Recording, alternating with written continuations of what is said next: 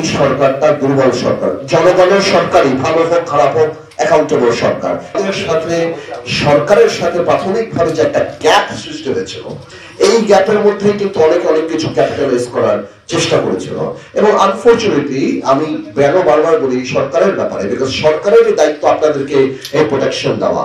আমরা ancillary force, আমরা পাশ থেকে দাঁড়াবো। আমরা এই যে এত বড় দেখলাম, প্রথম থেকে ইউনূস সাহেবের সরকারকে আমরা বলি জনসম্পৃক্ত সরকার করার চেষ্টা করে। এতগুলো উপদেষ্টা বানাতে হলে 10টা উপদেষ্টার নামও আমার মনে হয় না এখানে বসে আপনারা কেউ বলতে পারবেন।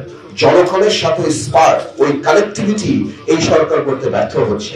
এটা একটা অল্টারনেট ছিল যদি রাজনৈতিক দলগুলির সাথে ইনফর্মাল ফর্মাল সম্পর্কটা আরো মেচিউর হতো।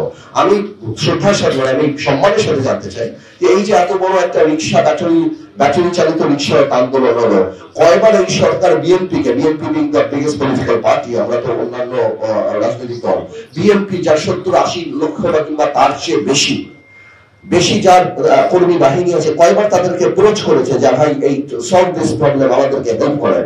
ছাত্রদের যে এত বড় আন্দোলন হয়েছে সেখানে বিএনপি সহ কয়টা রাজনৈতিক দলকে সরকার একবার বলেছে। সংবাদ মাধ্যম থেকে কয়বার বলা হয়েছে, তাদের পত্রিকায় বা তাদের ওখানে লেখা হয়েছে যে now the government should approach political party because political party will deeply rooted. করা হয় নাই।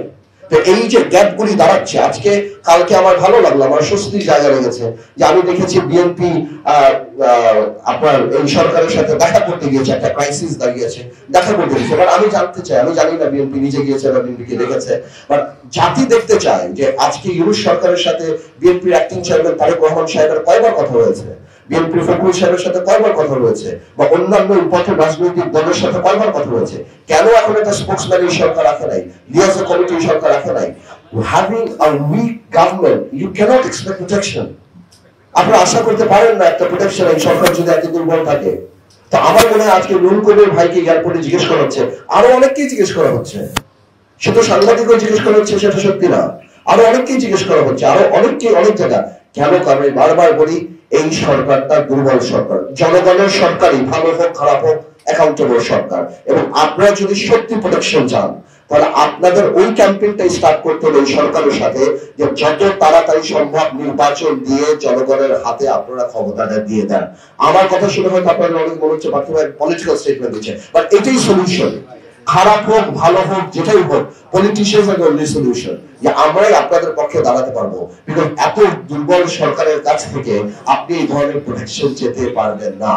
আমি মনে করি this is the right time, Sarkar guideline দিয়ে দিক নির্বাচনের সবকিছু, যে কবে নির্বাচনমুখী সংস্কার করে বড় সংস্কারগুলি জনগণের সরকার করবে, কবে কোন মুহূর্তে নির্বাচন হবে, এবং সরকারের সাথে আপনাদের সাথে আমাদের সাথে যেন দৃশ্যমান একটা সম্পর্ক স্টাবলিশ হয়, যাতে করে কোনো ধরনের কোনো ক্রাইসিসের মধ্যে দিয়ে সেই পলাতক ফ্যাসিস্ট রেজিম অ্যাডভান্টেজ নিয়ে আবার ফেরত আসতে পারে।